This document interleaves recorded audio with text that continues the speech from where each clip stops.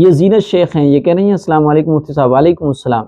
کسی کے شوہر کا انتقال ہو جائے اور انہوں نے حق مہر نہ ادا کیا ہو تو کیا ان کے بڑے بیٹے اس مہر کو ادا کریں گے یا کوئی بھی بیٹا کر دے؟ یہ مہر ادا کرنا ضروری ہے مرنے کے بعد؟ دیکھیے لوگ باگ یہ سمجھتے ہیں جو مہر کی ادائیگی مرتے وقت ضروری ہے، ایسا کچھ نہیں۔ یہی وجہ ہے کہ ہمارے یہاں پر جب غلط سوچ بنی اور غلط انفارمیشن ہمیں ملی تو ہمارے عمل بھی غلط ہو گئے۔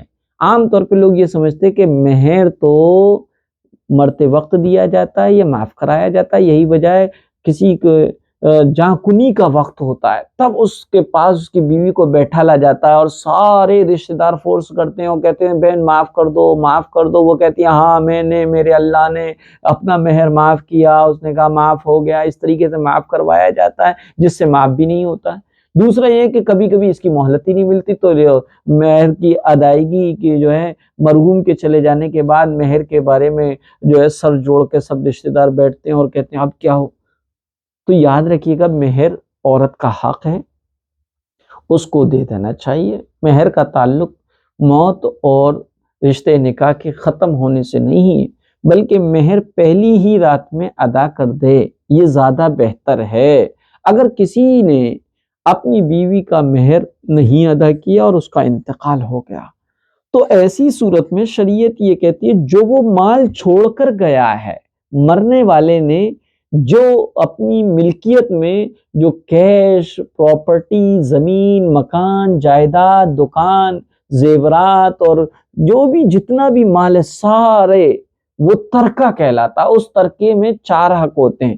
پہلے تو اس کے کفن دفن کا انتظام کیا جائے گا، دوسرا یہ ہے کہ اس کے اوپر جتنے قرض ہیں ان قرضوں کی ادائیگی کی جائے گی، اور مہر بھی چونکہ ایک قرض ہے تو قرضے کے طور پر بیوی کو اس کے ترکے میں قرضے کے طور پر اس کے مہر کی ادائیگی کی جائے گی۔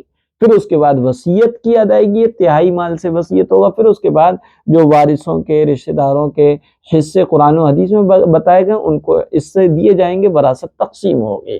اب اگر شوہر نے کوئی بھی مال نہیں چھوڑا ہے تو بیوی کو اس کا مہر کون دے؟ اب کوئی کسی بھی رشتہ دار پر واجب نہیں، نہ بڑے بیٹے پہ نہ چھوٹے بیٹے پہ، کسی پر بھی واجب نہیں ہے۔